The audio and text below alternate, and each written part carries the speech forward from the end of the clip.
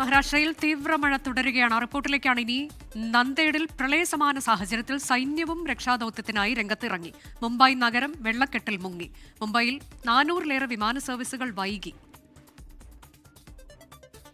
24 മണിക്കൂറിനിടെ 250 മില്ലിമീറ്ററിലധികം മഴയാണ് മുംബൈ നഗരത്തിൽ പെയ്തത്.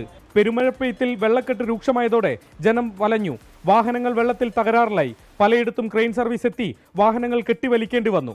മുംബൈയിലെ മിത്തി നദിക്ക് സമീപമാണ് കുർള വെസ്റ്റിലെ ക്രാന്തി നഗർ. രാവിലെ 6 മണിയോടെയാണ് നദി കര കവിഞ്ഞു തുടങ്ങുകയും വീടുകൾക്കുള്ളിലേക്ക് വെള്ളം ഇരച്ചെത്തുകയും ചെയ്തത്. ഏതാണ്ട് 5 അടി വരെ വെള്ളം ഉയർന്നു എന്നതാണ് ഇവിടുത്തെ നാട്ടുകാർ പറയുന്നത്. ട്രാക്കുകളിൽ വെള്ളം നിറഞ്ഞതോടെ മുംബൈയിലെ സബർബൻ ട്രെയിൻ സർവീസ് താൽക്കാലികമായി നിർത്തിവെക്കേണ്ടി വന്നു. ഹാർബർ സെൻട്രൽ ലൈനുകളിലാണ് ഗതാഗതം തടസ്സപ്പെട്ടത്. 400-ലേറെ വിമാന സർവീസുകളും വൈകി. അഹമ്മദാബാദ് മുംബൈ ദേശീയപാതയിലും വെള്ളം കയറിയതോടെ ഗതാഗതം തടസ്സപ്പെട്ടു. ബോംബെ ഹൈക്കോടതി ഉച്ചയോടെ ഇന്നത്തെ കോടതി നടപടികളെല്ലാം അവസാനിപ്പിച്ചു. സർക്കാർ അർദ്ധ സർക്കാർ സ്ഥാപനങ്ങൾക്കും സ്കൂളുകൾക്കും മുംബൈ കോർപ്പറേഷൻ ഇന്ന് അവധി പ്രഖ്യാപിച്ചിരുന്നു. മുംബൈയിൽ നിന്നും വരുൺ വടശ്ശേരിക്കൊപ്പം ശ്രീനാഥ് ചന്ദ്രൻ, 24.